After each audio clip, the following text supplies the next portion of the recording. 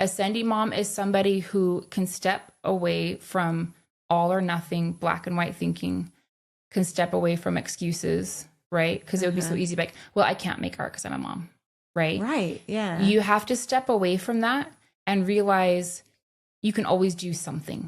I'm Becky Brower, and I'm a Sendy mom. Welcome to the Sendy Mom Podcast.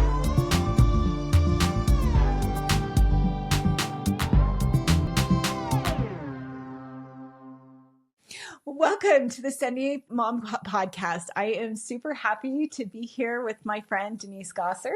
Hi. And I want to tell you where we met because it's kind of a fun story. We actually met at the post office. She was behind me in line and I was being really rude and I was on my phone talking to a friend and I had said something about like, I need to get you on my podcast. And so after I got off the phone, Denise looked at me and she's like, oh, podcast, you do a podcast? And then we started talking. And so I was rude for listening in on your conversation. No, I loved it. I'm so glad because I mean, what a great place and what a great lesson to learn. Like sometimes it's okay to just talk to the people around you, right? And strangers can become friends. So, yeah. And so I don't know Denise really well yet. And that's part of the reason why I'm excited to have her on this podcast. So I can ask her all of the personal questions that you usually ask after you've known each other for like years, but we're going to pretend like we've known each other for years. That's how I roll. Yep. I can't have small talk. I know. So same. Anybody that talks to me within 5 minutes, I'll know everything anyway. So yeah, I love that. This is perfect. Well, you're perfect then for okay. me. So we will have a great conversation. And I'll tell you a little bit about Denise because I've gotten to know a little bit more about her. And we actually saw each other again a couple of times at the gym. Yes. We go to the same gym. And so that's been fun to kind of talk to her and move on with that. And then I've been friends with her on Instagram. And what's your Instagram handle? Denise Gasser Art. Okay. Mm-hmm. Denise Gasser Art, because Denise is an artist and she does fine art. Mm-hmm. She has a BPA as well as lots of accolades. Like you've won a lot of different prizes. Your work is in North America and Europe and all over the place, right? So not tons of prizes, but yeah, I mean, I've been able to show my work in a lot of places. I lived in Canada, so I was able to show in Canada. And then my work has sold to collectors all over the world. That's amazing. Yeah. I think that, well, and you've spoken at different conferences and things like that. Yeah, I've done like too. some workshops and some speaking opportunities. And I guess I see myself as an artist, but also like a facilitator. And in the last couple of years, I've been doing mentoring for artists. Yeah. So I'll just do like one-on-one sessions, usually online, just to like help them through the creative process and figuring out where they're at in their creative business. Okay. Or sometimes even it's like, I haven't painted in like 20 years, but I really want to. Okay. So it doesn't matter like where they're at. They just need some help and direction. Okay. I'm like super passionate about the mentoring aspect. So kind of like a life coach, business coach, whatever they need, sort of a coach. But very specifically for art. But also I find we talk about everything. They come with questions about like, oh, how do I do this on Instagram? But then we end up talking about like rejection and fear of failure and I'm struggling in motherhood, and it turns into all kinds of different conversations. But it's been a really fulfilling part of what I do. And it's kind of like a healthy like boundary way for me to dig into people's lives. Yeah. Because I'm that kind of person, like I said, that like anybody I talk to, I'm like, tell me everything. And I tend to not get into other people's business, but I'm very curious about other people. Yeah. I want to help other people a lot. And so that kind of puts like a boundary around it. So I'm not just digging into like everybody's lives and trying to help and change. Well, and that's, everybody. I mean, honestly, that's why I do this too, right? Because it gives me an excuse to ask those questions because I'm a very deep person too. And I love to know, like, I'm very curious, like, why do you feel the way that you do about, different things? So that's great. We're going to have a great conversation. Okay. So tell me why you would want to be on this podcast. Well, I love what you're doing. It's actually the first podcast that I've been on that's not an art podcast. Okay. And so I think that's really cool. But I just love that you're talking to women and encouraging women to be brave and that bravery and strength shows up in all kinds of different ways. And I love women to see that. I want women to see themselves that way. And I think sometimes we have a really specific idea of what it looks like to be a strong woman or a courageous woman. And really everybody has so much courage and so much strength. And I just wish they could see that more in themselves in more ways. And so I'm like, this is definitely my thing. I'm really excited. Oh, good. Okay. Well, I am too. And we're going to show a little bit of Denise's artwork. So be sure and go to the YouTube channel because I'll have a few of those pieces up there and probably on the blog when we do that as well. So let me just ask you just give me a little bit of background about where you grew up and about your family of origin and your family now. So I grew up in a very big family. Okay. Which I've noticed a lot of your guests have. I know, isn't that funny? I guess I'm attracted to people with big families because I'm from one. We're probably just super messy and weird. Right? Chaos. Yeah, big family here in Utah, middle child of 7. Okay. And did you feel ignored as a child? I don't want to say ignored, but you definitely learn to be like independent or... Yeah. Did you get away with a lot? No, I was so lame. I was such like a goody child, you know. I was almost more too much the opposite, like trying to be perfect, trying to sort of maintain like everything's okay. And like a chaotic household, it was kind of my role to be like the stabilizing. Stabilizing influence. That's funny. That's like my husband too. He's the middle of his family, and they always said he's the peacemaker. Yeah, the one that kind of tried to keep everybody in balance, which makes sense because you're right in the middle. So you are kind of that balancing. And I don't know. I feel like you're kind of an observer. For me at least, I could like look at my older siblings, look at my younger siblings, even look at my parents, and just kind of see all the situations. Okay, and then I was always sort of trying to like. Yeah, keep the balance. Yeah, be obedient for the most part. And so I got diagnosed with ADHD like a few years ago. Okay. Right. And so I can look back on my child and be like, oh, that kind of explains that. Because I was very quiet and very cautious. But at times I would just get caught up in doing something really stupid and just not realize, you know, that it was like dangerous or stupid. But for the most part, when I had my wits about me, I was like more of like a scared, cautious, don't do anything wrong kind of kid. Well, and I think that courage shows up too within caution, because it shows because courage is more like strength, right?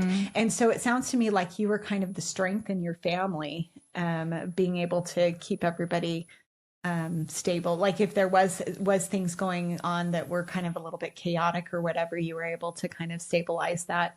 Yeah, I tried. Yeah.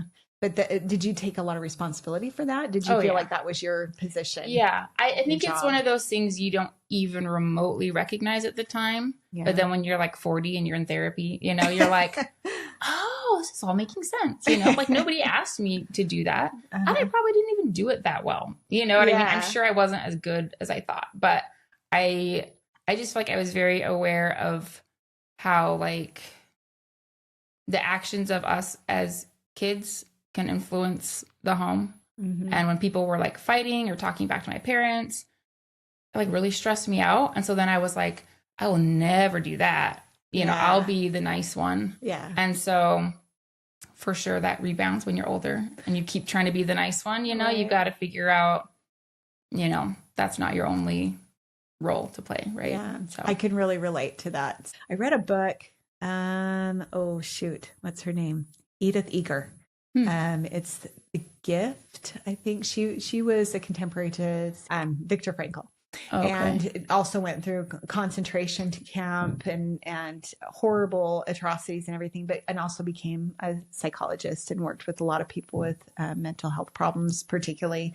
But she talks about being at somebody's home for dinner. She was invited to dinner with these people, and she was their therapist. And she noticed at dinner time how each of these children had a different role. And they talked about that the oldest one oh yeah, she's just going to do whatever she wants to, and she's the reckless one, right? And she, and they kind of talked down to her. And then they had the third child who was like, didn't know anything and was just kind of like, oh, he's so cute, and then the middle one who had all this responsibility to keep everybody under control. So I thought that's really interesting, because that's a really kind of a typical middle child sort of a thing, is to feel like they're the stabilizing influence. But we all, but it's not like we intentionally put those roles upon people. Right. You just take them upon yourself. Right. Yeah. So tell me a little bit about growing up in your family. Like, what are some of the lessons that you learned or didn't learn about being courageous, maybe from your parents? Yeah, I feel like my parents have a very like quiet and resilient type of courage.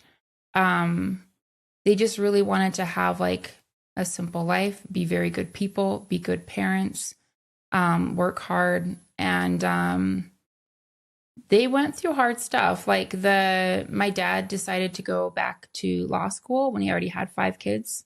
Wow. So my parents had 5 kids in student housing, on student budgets, taking out student loans. And I was obviously there for that, you know? And right. So what was that like? So we obviously didn't have much money. Yeah. But I saw them working super hard to still give us everything they could without a lot of resources. Well, it kind of it seems like it taught you a good work ethic and to study hard and to work totally. hard. And then my mom has, had 2 more kids, one in law school and like one right after. And so my mom has 7 kids and not a lot of money, but gosh, we were in like all the lessons and activities, and they never made us feel like there wasn't enough time for us or enough money for us. But looking back on it, you can really see how hard they were working. And so, yeah, it's very simple. It wasn't like they were doing these big, crazy things. But like in reality, what they did is insane, to like go back to school, to take on the student debt, to raise 7 kids, to have the kids before you're ready financially. I do see a lot of strength in that example. Yeah, absolutely. So when did you realize that you were an artist? Oh, I mean, I always loved it. I was always like the best artist in my class. And I think I always wanted to be an artist. In high school, I took every single art class that was available. I wasn't in like the nicest school, so there wasn't a lot of resources. I've had very little help, but I was very passionate. And so I was like, I definitely want to do this. And you kind of figured that out in high school then? Yeah. But then when it comes down to it, you realize how scary it actually is. Yeah. So I did the AP art class. Okay. And had literally zero help from my teacher. I was like collecting watercolors from, no joke, like 5th grade and submitting them for the AP portfolio. I didn't know that wasn't okay. I had no help. I did not pass the AP. I didn't pass. Really? Right? Okay. Yeah, because it was a terrible. They didn't know. I had good skill, but what I turned in is not what you were supposed to turn in. Okay. And then I also used a lot of those same images to apply for a scholarship at Utah State. Okay. And like, shockingly, I didn't get it, And so I had this huge moment of doubt of just like, I can't do this. I'm not good enough. So I went to college. I'm not going to be. Yeah. I probably can't be an artist. I'm not good enough. I don't know anything. Artists can't make money. Yeah. And so for the first 2 years of college, I was just taking all of my generals and considering all these different types of work that I could do. Like I was very close to being a dental hygienist and like shifting everything that way. And then I finally just took an art class. It was like a basic 2D design course, which is just like pretty much introduction to art. And where I actually was taught for the first time really what art is. Like technique and technique, design, different concepts and principles of art, really interesting projects. We learned about art history. I was just swept away. It was just like, this is me. And so that teacher was so encouraging. I got 100% on every single project. Wow. And it's like, it was finals time, I remember, and I had like a B- in oceanography and 100% in art. And I had a project due the next day in art, and I had an oceanography final the next day. What did I spend all night working on? My final project for art. And I probably got like a C+ in oceanography. I think one thing, like touching on the thing as a kid, I think kids are actually really intuitive. And we lose that intuition as adults. And so I was probably not that much more intuitive than any other kid, but I think we do what we love when we're kids, right? And as we grow up, we're trained to think about like all of these other factors that are very practical. And so then we kind of forget doing the things that we love. I think just to take that art class again just really reminded me. Intuition came back, and I'm just going to follow that. And I'm sure like my undiagnosed ADHD had a lot to do with it. It was maybe just like hyper focus, really excited. I'm going to do this, you know? So anyway, but then you had asked about like self-doubt, and gosh, that is such a hard one. I think the most important thing is knowing that everybody has it. Because I think that we look at other artists or other really successful people who are maybe doing the things we want to be doing, and we're like, oh, they have everything. They're doing it all right, and they're not scared. But if you actually talk to them, and as I've said, I talk to everybody and I get real deep, real fast, you know, and everybody's dealing with it. The self-doubt, the self-criticism, the fear, and the people that you see who are still doing those things, they're just people who do it anyway.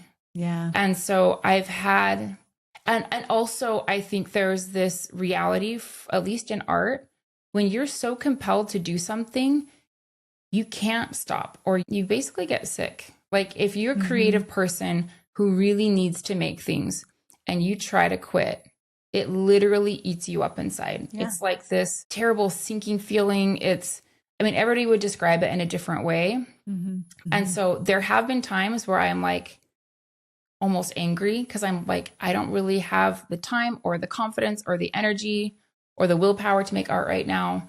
But if I don't make art, I'll be miserable. So I'm going to be miserable no matter what, you know. It's just like, but in reality, if I just do it, even if I make a little time for it, get that release, it feels so good. Yeah. And so I think like, if I was going to break it down with like what will help people with self-doubt, I think is knowing that everybody has it, and then recognizing why you're doing something and keep showing up for that purpose. Yeah. Right. And so to realize I'm doing art for me. Yeah. I'm doing art because I can't not. Right. Right. And because it makes me happy. Yeah. And so if you can kind of let go of the expectations or the outcomes and focus more on the why, like I'm doing it because I need it. I'm doing it because it makes me happy. Yeah. Even if everything that I make is hideous and stupid. Garbage. And if I literally throw it in the garbage, it was worth making. Yeah. And you just keep doing it anyway. It's a really healthy addiction. Yeah. Right? It's so true. I mean, if you're going to have an addiction, then let's do something that's going to build you and build all those around you. Because I think some people are like, oh, I can't relate to that. I don't need creativity. And it's like, but for you, it might be hiking or running or writing stories or whatever it is. People have these things that are innate and important parts of them. And if we try to silence those things or ignore those things, it literally makes you like sick. Right. Yeah, exactly. Which is why I wonder if that's why some people turn to like substance abuse and things like that, because they can't find they don't have an outlet. Yeah. Right.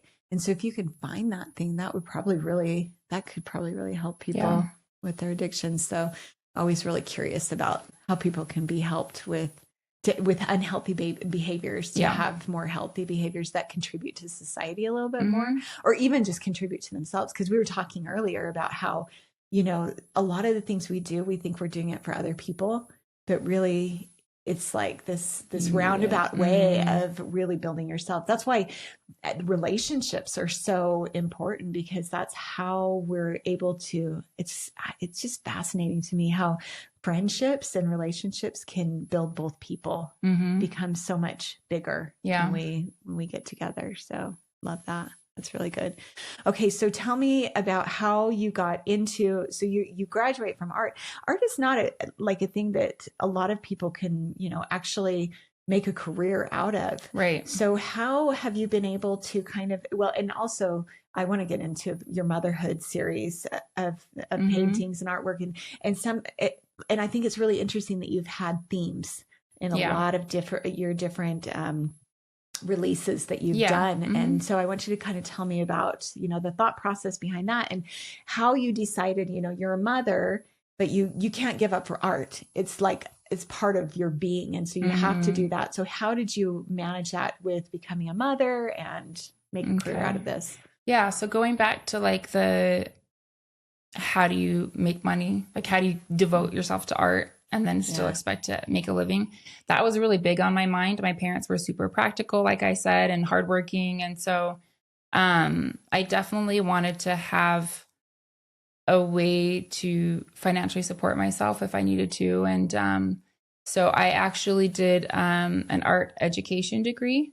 So it was art and painting with additional years of education to be a high school art teacher. Okay. So right when I graduated, I was a high school art teacher for a couple of years. And I was married at this point. I got married the year I graduated. And my husband is an architect. So he was going to architecture school. I had just finished art school. I taught as a high school teacher here in Utah for 2 years. And then for his graduate school, we ended up moving to California, to Berkeley, which is just across the bay from San Francisco. And we were there for 3 years. When he graduated with his master's in architecture, the first job that he got was up in Vancouver in Canada. Okay. So we ended up moving up to Canada for 8 years. Oh, yeah. Cool. Yeah. So, yeah. As an architect. So for architecture. Okay. Yeah. So, a quick side note, I feel like if anybody's listening to this and they're trying to figure out how to make money as an artist, you have to have a way to support yourself while you build up your work. Yeah. It's just going to take so much time. And a lot of professional artists that I know now who are even selling tons of work and they're represented by multiple galleries, they still keep a job. Oh, really? Yeah. Okay. Yeah. So I think it depends on, if you're the primary earner for the family, for sure. Yeah. And even a lot of other artists I know, their teaching is common, or just working at, literally whatever job, grocery store. Yeah. You know, and so, or they're a real estate agent, art on the side. It's just hard to do art solely. Exactly. Yeah. So if you don't have to make any money and you're taken care of, that's amazing for you. And just do your art and little by little, you will build it up and you can make good money. But the advice now that I would give to somebody who, especially a young person who's graduating high school, I feel like getting a quick training in something, not a nurse, CNA or something. Yeah, something like that. Maybe even general assisting. Okay. You do something technical and kind of short that gives you decent money with decent hours. Yeah. Then you use that to work your way through art school. Right. If you want to do art school, which I do recommend if you can. Yeah. And then you always have that, to build on and to keep you going. Because I think a lot of times what we try to do is have a creative career and do art on the side. Yeah. So I'm going to be an art teacher and do art on the side. But being an art teacher, it takes so much creative energy, takes so much time, so much of yourself that by the end of the day, it's very hard to come home and make art after that.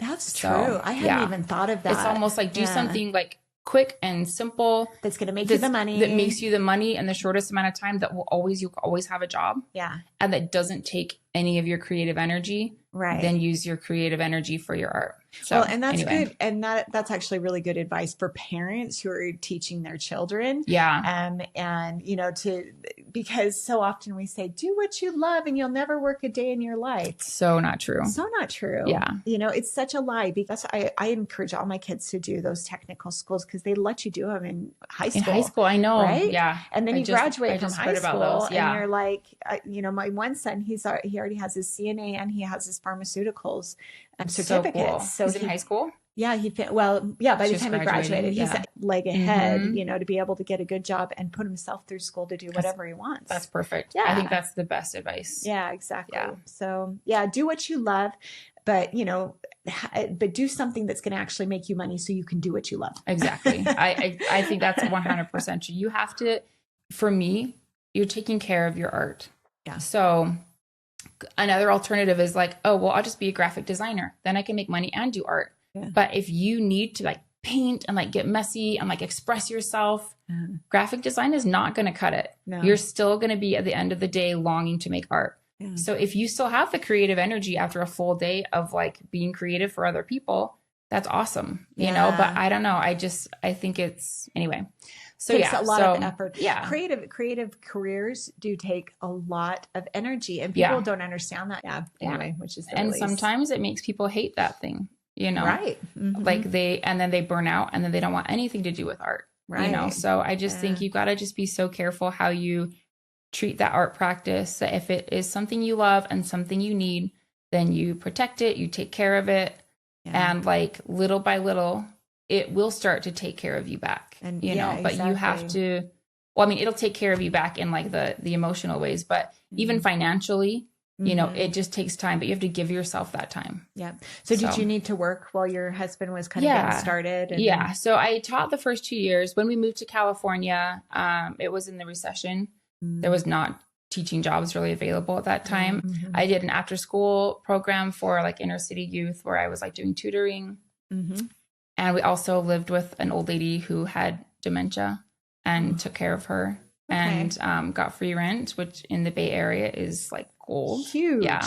Huge. So we could have a whole podcast about living with Mary. And it was pretty wonderful and pretty surprising. Okay, tell me about that. Let's caveat just a little bit to taking care of somebody who has dementia. It was really interesting. Did you know her before? No. So we moved in to we talked that we're both LDS and we moved into that ward.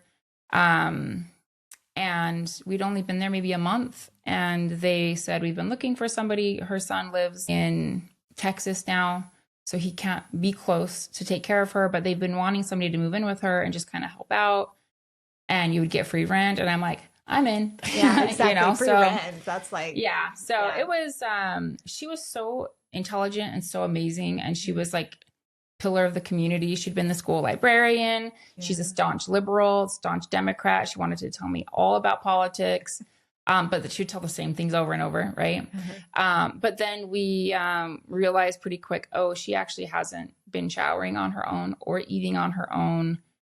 It was less like reminding her to do things and doing things for her. Okay. So I was like, had to shower her. I had to make sure she ate all of her meals, made sure she'd take all of her pills, help her get dressed. It was actually like full time. So happy to have you there. I think so. Yeah. And we honestly I tried so hard to make it good for her. I would like dress her up for Halloween. But it was crazy. And we had our first baby while we lived there. Wow. And so I brought my baby into a situation where I was already like a full-time caregiver. Yeah. So it was hard. There was definitely days where I'm just like, I cannot do this. She would cry a lot. She would come up in our room in the middle of the night and ask, is it morning? Lots of medical. Like I was taking her to medical appointments with a newborn. And sometimes you look back on it and you're like, well, how did I do that? But I think you're just given the strength to do the things that you have to do. And I felt many times a confirmation that taking care of her was important and I was doing something that mattered and that helped a lot. Yeah. But yeah. Yeah, that is a huge labor of love. Even with the free rent, there's not a whole lot of people that would agree to do something like that. So. I'm sure if you knew more before you sign up for something, maybe you wouldn't, but you're already in it and little by little, you just take on more and then you're just doing it. Yeah. So how long did you do that for? 3 years. Well, like the 2.5, after about 2.5 years, she ended up needing to go into a care center in Texas closer to her son, but we kept her in her home as long as we could until it was getting not safe. She finally like wandered out one day. She had never done that before. Okay. So I was like, all right, we're waiting for something bad to happen. So actually this kind of leads into what I was talking about before, which is maybe you don't realize how much you need something until you stop doing it. So I had a really good art community in Salt Lake, you know, those first 2 years. Yeah. After graduating, moving to the Bay Area is my first time away from all of my friends, all of the students I graduated with, my family. I didn't have any support group. I should also say when I graduated, I didn't really think I would keep painting. Not because I didn't love it, but because I'm not the type that's like, I'm going to do everything. I'm a go-getter. I'm going to reach for the stars. Yeah. I'm like, consider Practical. myself, or even just almost like lazy, or just kind of like, oh, I probably won't keep doing that. I'm not that type. I'm just not that kind of person. Just very, very low expectations for myself. I was like, if I even paint like one painting that gets into any type of gallery and hangs on the wall, I will be like happy. I'll be done. That's all I need. Okay. And I did that in those first 2 years because I had all these artist friends that were inviting me to shows, and they invited me to art critique groups. This was in Utah. Yeah. And because of that, I kept painting. Okay. And I showed work a few times, and I was like, oh, awesome. This is probably the peak of my career. Yeah. And then when I moved to Berkeley, I was like, now I'll quit. Yeah. Because I'm not that I'm a quitter, but I think it was more just this like lack of belief in myself. Okay. Because you see people who are like so motivated, maybe more like your personality type, I'm guessing, that's like, I'm going to do everything. I'm going to do it amazing. I'm going to reach for the stars. And I was just like, that's just not me. I'm too lazy. I'll probably just do nothing. Yeah. Right. And so I go to Berkeley, start taking care of this woman, have a baby, and stop painting. Yeah. Just like I knew I always would. But what I didn't realize is that when I stopped, I would be crushed very slowly. You're just like, why do I feel so icky? Why do I feel so like dead and sad and lost and very tangled up? Like I describe it as like inside my brain is like a very tangled up knot of wires. Okay. And when I paint, they kind of unravel, even out, and sometimes even things like flow out, and it's just everything's when calm. It's right, then everything just works, right? It just comes out, and it does, and it's beautiful. That's the beautiful life. And that's when you know that you're doing things right. Right. Like in life, like when you're doing what you're meant to. Exactly. Yeah. And sometimes not. Like sometimes you're meant to do something, but it's really hard and looks ugly. But if you feel right about it, you do it anyway, and you find that good place again. Yeah. And so a friend commissioned a painting for his wife for Christmas. And when I did that painting for him, I was like, holy moly, this feels amazing. Oh my gosh, this is me. And I was just like, I cannot let go of this ever again. And so I just started painting again. I made my own little art group with some like neighbors and friends, and just promised myself I will never quit again. And I never have. Well, and one thing that you've mentioned is the community that has that you've had to surround yourself with you do. To be able to express yourself and to be validated and to get information. Be held accountable. Yeah, exactly. And networking is super important. So finding that right community. Well, the fact that you even started an art group is pretty impressive. You know, that is kind of a Cindy thing to do. So are these people from the church that were interested in art as well? And so how did those meetings go? Amazing food, because they, like, everybody in Berkeley has the best food. And everybody would bring whatever. There was a graphic designer. She would bring what she'd been working on.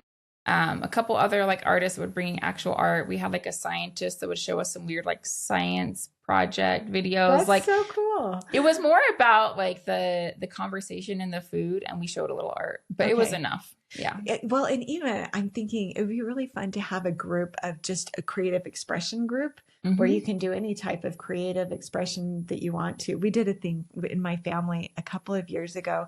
I told everybody I wanted them to do a PowerPoint presentation about anything they wanted to. It was the funnest party. We like my son-in-law who loves, the music engineering. He did something about that. And I had another son who talked about winning a Mario game or something, and like all these fun things. And so it's a great way to get to know people and what helps them to unravel all of that wiring in there, you know, by being creative. So love that. That's really awesome. Hello, we're about halfway through the podcast. I want to remind you that this podcast is also on our YouTube channel at Sendy Mom. You can find our website at sendymom.com and on Instagram at sendy.mom. Please subscribe, review, and share this episode with people you think might need this message. The Sendy Spotlight this week will be on Elizabeth Louise Viguet Lebrun. She is an artist. She was born in the 18th century and is best known for her portraits of nobility. She has some very famous paintings that are housed in the Louvre. If you are in Paris, be sure to look for her portraits with her daughter Julie, as well as several portraits of Marie Antoinette. I am looking forward to diving into her story next week.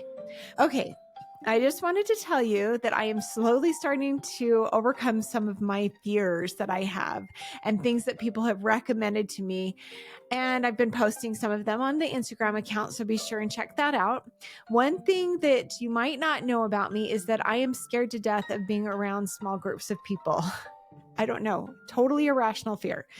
But I keep putting myself in those situations because I'm hoping that by doing these hard things, I'm going to get better at them and I won't be scared anymore. And it's actually working. I'm actually getting a lot better at it. So our first Sendy Mom Tea Party was amazing. I would really love to see even more people at the next one. I'm going to try for a Friday morning this time. So come and join us on Friday, May 30th at 9:30 a.m. I hope that will work out for you to be a part of this really fun gathering. Denise is amazing. I am so glad I met her and I have made a new friend. Be sure to talk to people when you're in line at the grocery store or at the post office. You don't know who you're going to be able to touch and influence just by caring. Enjoy the rest of our Sendy conversation. Yeah. So after Berkeley, we moved up to Canada with this like renewed sense of like, I'm never going to quit again. Yeah. And so first thing I did was like started to talk to people that I would meet. Are you creative? Are you an artist? Do you want to have an art group? Because I just kind of realized I need that accountability. Yeah. And so I started having little art groups at my house. And again, like a few people would bring art. Some people would literally just come to talk, you know, and totally fine. It was enough. Mm-hmm. And I started applying to shows there and like painting. And I just had a little setup in my kitchen. We were in a tiny basement apartment in Vancouver. Very quickly had another child. So we had 2 kids and a very small basement apartment. I just had like a shelf in my kitchen that had like, it was like chest height. So I could put my paints on top and store my stuff underneath. And I had an easel next to it. And like, that was my studio right in like the kitchen living room area. Very, very small. But I just knew I had to keep painting. And so I'd applied for some shows and was getting into them. And I had like a 2-person show with a 30-foot wall to fill. And it was feeling really good.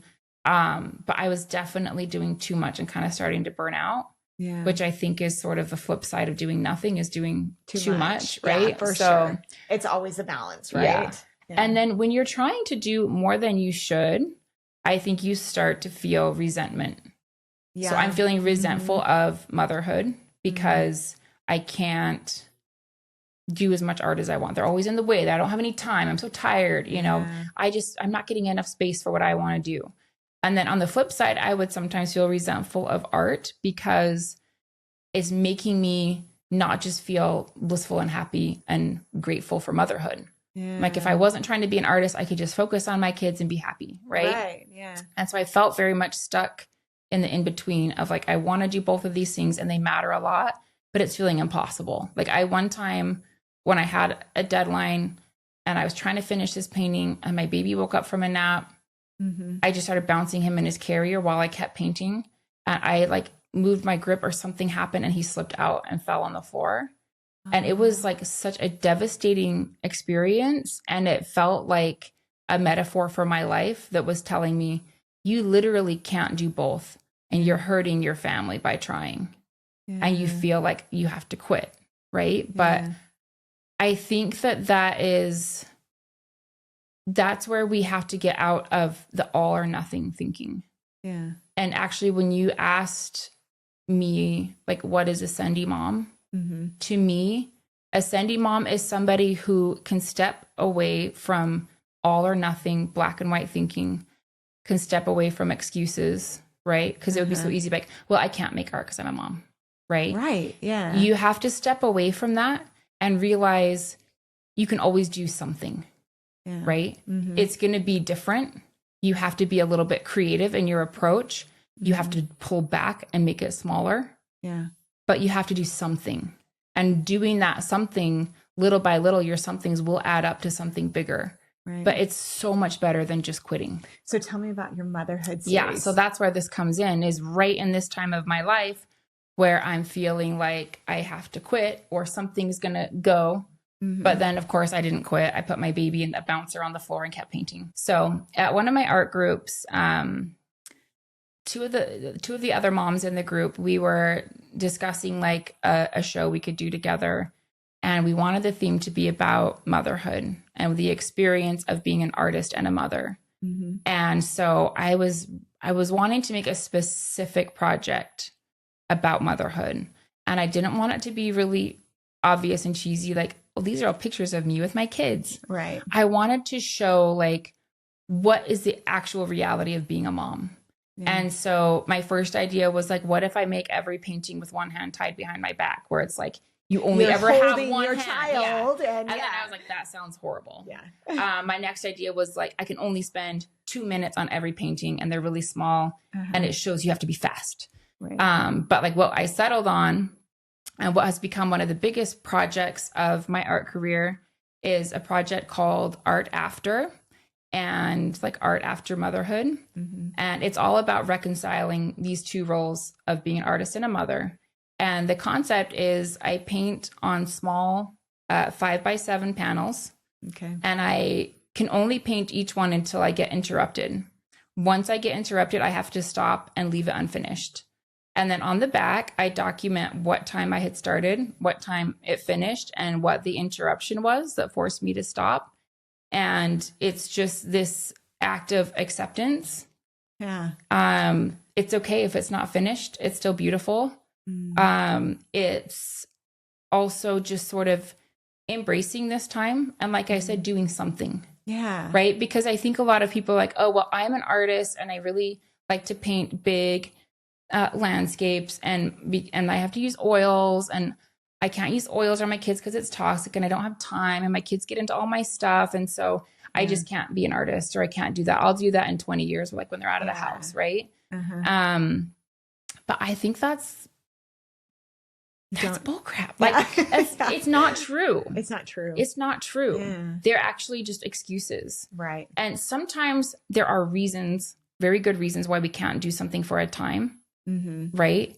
But to say, oh, well, I'm a mom, I can't be an artist, is silly. Yeah. There's always something, but you have to be creative in thinking outside the box and redirecting and working within your parameters. That's an interesting concept, especially since you are diagnosed with ADHD. Yeah, and now I am. Yeah, and we know that with ADHD, we tend to hyper focus. Right, on something, and it's hard to stop what you're doing. Yeah. If you're painting a painting, you have a vision of what you want it to be like.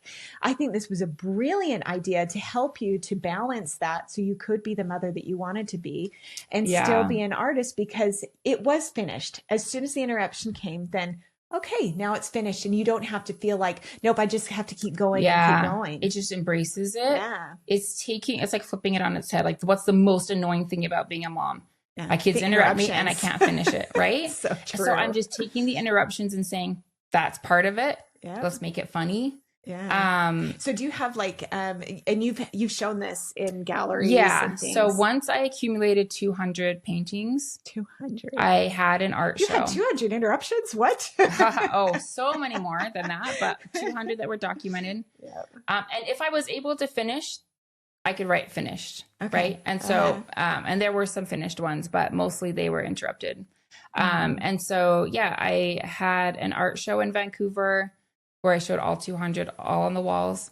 And I made it so that the visitors could come and take the piece off the wall and read the back and put it back on. That's so cool. So they're like reading all the interruptions and laughing and talking and like talking about their own experiences. It was such a cool culmination of that. Yeah, what a great bringing people together. Yeah, and it was making so things cool. Relatable. So I love that. Do you have prints of any of these? So I don't have prints, but I have photos. Like I have a spot on my website where you can see some of them. And then I have a few left over that I was going to give you one today. It's just so cool. So I sold them at the show and online. And so many people bought them and they literally went everywhere in the world. And I get messages like, oh, this reminds me to like make art, or it reminds me that I want to play piano, or it just makes me happy, or it just reminds me that I'm still a person, or, you know, it's just, I don't know. There's a lot that goes into it, and there's a lot that I learned from the project, but I just think the biggest thing is recognizing and seeing the layers of separation that stand between where you are and where you wish you could be. Yeah. And then just breaking them one at a time.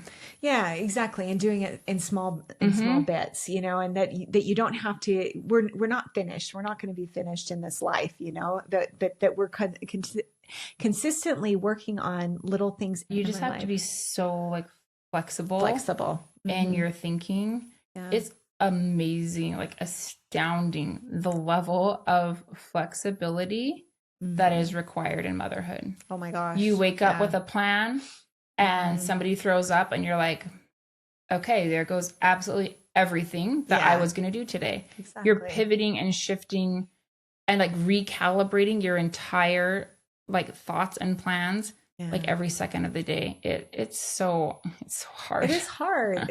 But you know what? It's a good exercise. Yeah. I mean, it makes us stronger. It makes us more resilient. How old are your kids? Oldest is 14. Okay. Then I have one who's just about to turn 12.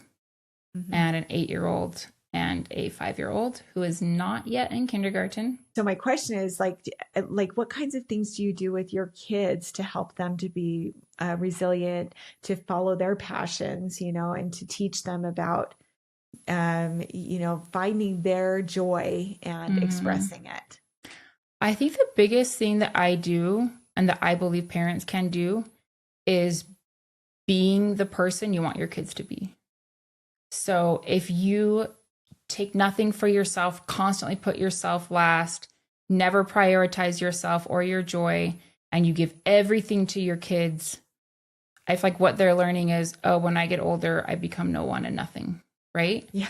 And so it's like, be the kind of person that they're going to want to grow up to be. Yeah. So if I am willing to take risks, and if I am willing to push myself, or even if I am willing to put everything aside and rest, they see that. Yeah. And I talk to them really honestly about that type of stuff. I talk to them a lot about things that don't go well. Like anything from, oh, well, when I was on a soccer team, we lost every single game one season and never scored a single goal. This is like the epic story all my kids know. Yeah. And then, but I still did it, right? Because I think that they just have to see that we experience failures and disappointments and we're still here. Yeah. And so I just try as much as possible to be really authentic with them and, but also share my exciting stuff. Like I get to be on a podcast today and they're excited about that. And so they're just like, they're in it with me, you know? And then of course at their level, I try to help follow their interests, like not try to put them all on the exact same schedule and the same path and the same activities. That like if somebody's really interested in trying drums, okay, we'll find a drum teacher and try not to force too much. Like my son that does piano, he wanted to do piano. And I'm like, you can be in piano if you practice. I'm not going to force your practice. I'm not even going to really pay attention to your practice. But if I can tell you're not practicing, I'm going to take you out of piano. And so it becomes about him, not about me. Exactly. Right. And so, and like with art, I'm sure people think I do tons of crazy, awesome projects with my kids. I do not. I wish I did. I feel kind of guilty that I don't, but I always have lots of materials around and then they seek them out and take them and make their own thing. And do you have any kids that have kind of taken that on? They all have an element of creativity that is pretty prevalent. It's fun to just sit back and just watch them. Yeah. Right? And they're pretty cool. They have a few rapid fire questions for you. So what has brought you joy in the last 24 hours? Yesterday I had to go to a meeting at my son's junior high, and it was beautiful weather. And so I rode my bike there.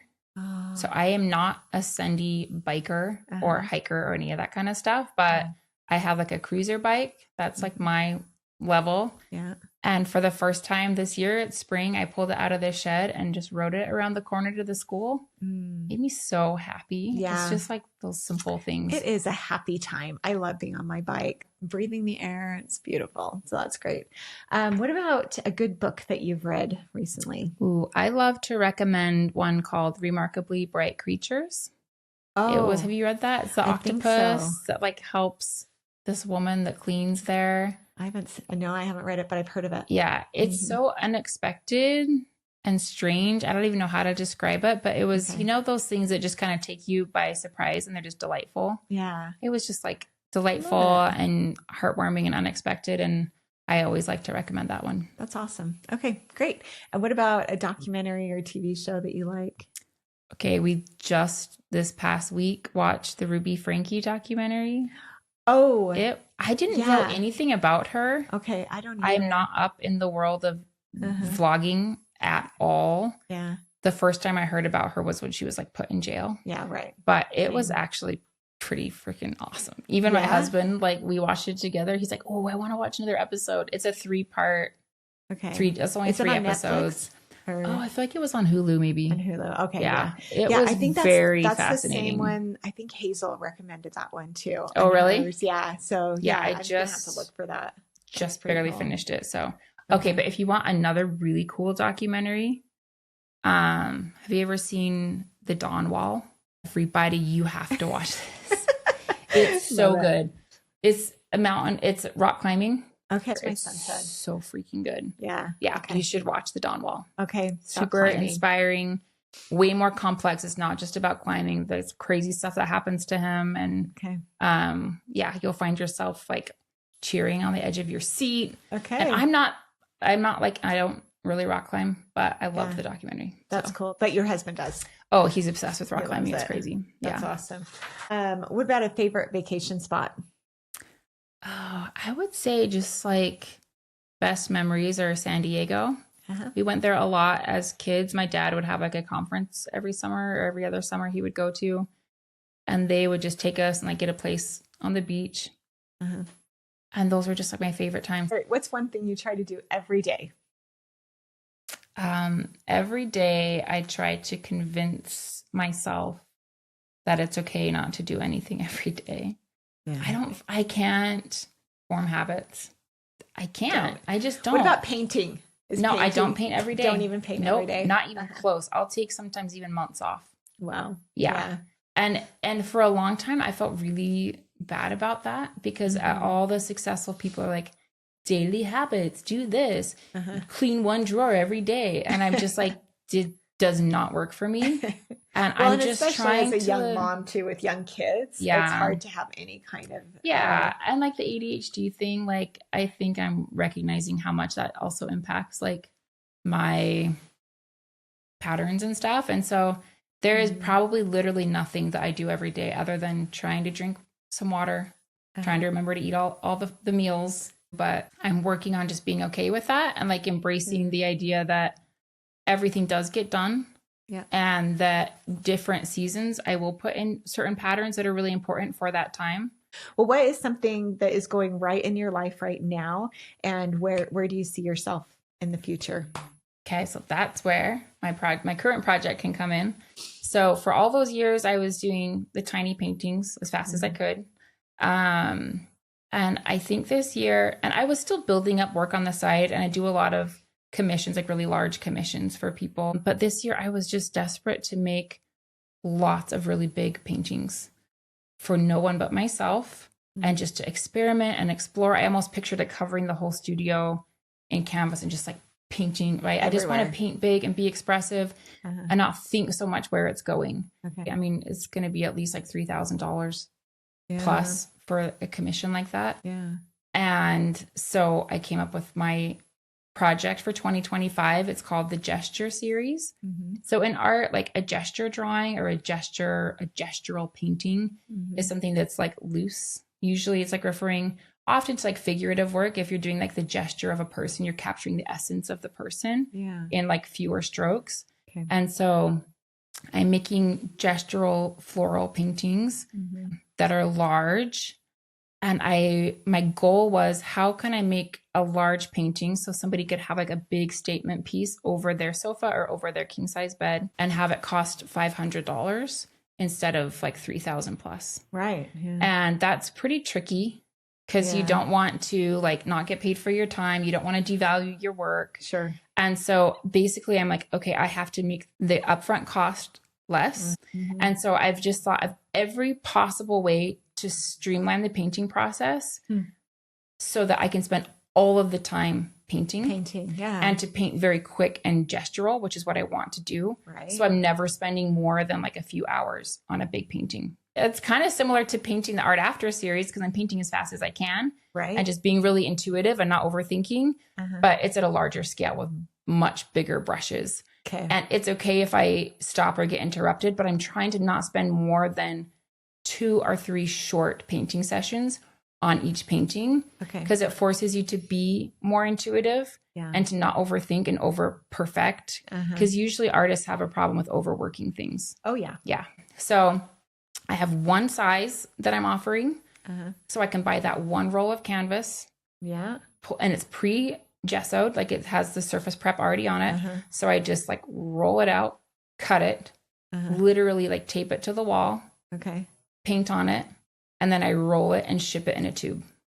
So just shipping alone for a painting that size is like minimum like $800. Wow. It's so expensive to ship. So a person's it's like easily over $4,000. Yeah, when it's all on the canvas. When it's on the frame. On the frame, yeah. So all a canvas is, when you're buying, like when you see canvases in the store or a canvas hung on the wall, all it is it's canvas fabric that somebody's pulled around like a wooden frame. They pull it around and staple it to the back. Right. And it's actually very easy to do. And if a person is willing to take this, to unroll the canvas and staple that onto the frame themselves, saves like all that shipping cost. All the shipping costs. And for me, it saves the cost of me having to buy all those frames up front.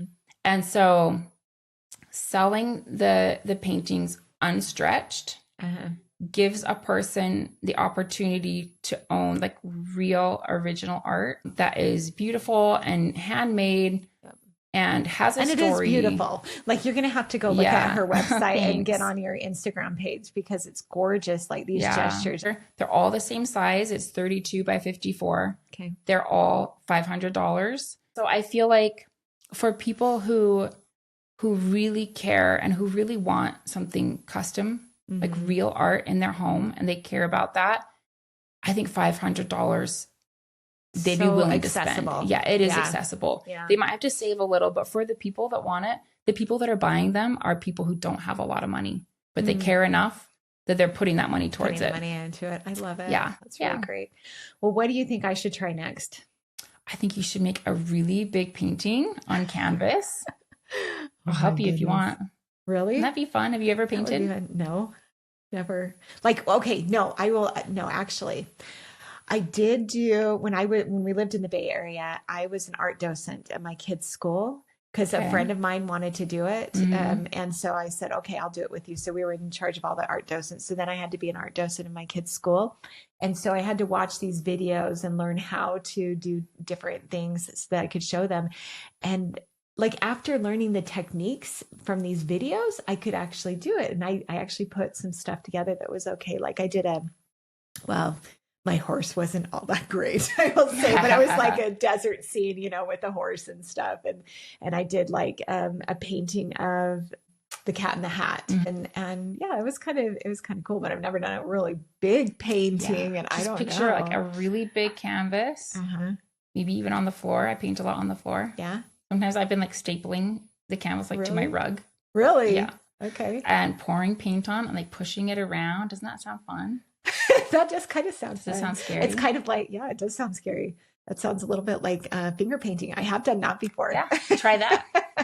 If you make it It's just something. fun and feel good, it doesn't matter if it doesn't look good. I love that. Okay. Yeah. I should have known that was what you were going to of course. offer. So I love that. Thank you for being with me today and for some of the things, like the essence that I'm getting from you is the flexibility and the freedom to be able to make your life what you want it to be. And that you're a person that is directed, but enjoying every bit of it, and like learning from yourself what that means, like what it means to you to have a full life. Yeah. And you're making those decisions for yourself. So I loved our conversation about how you got into art in the first place and how you were able to find yourself, be able to create that space for yourself throughout your life, like even throughout motherhood, and debunking some of the myths that we think are so important of, like, nope, you've got to be all in as a mother. If you're going to be a mother, that's all you do. Or nope, we're just not going to do motherhood because art is my passion. This is my thing. And this is what I am contributing to the world. But no, we actually have many different things we can contribute to the world in small ways. So, and it just might look different. Exactly. Yeah. And I love different than you thought it would. Yeah. So I've learned a ton from this conversation about you and about, just living a better life. So thank you for being a Sunday mom and being on the podcast. Of course. Thanks for having me. Yeah. And how do people find you? Oh, so I'm pretty active on Instagram at Denise Gasser Art. And you can find my website, just denisegasser.com.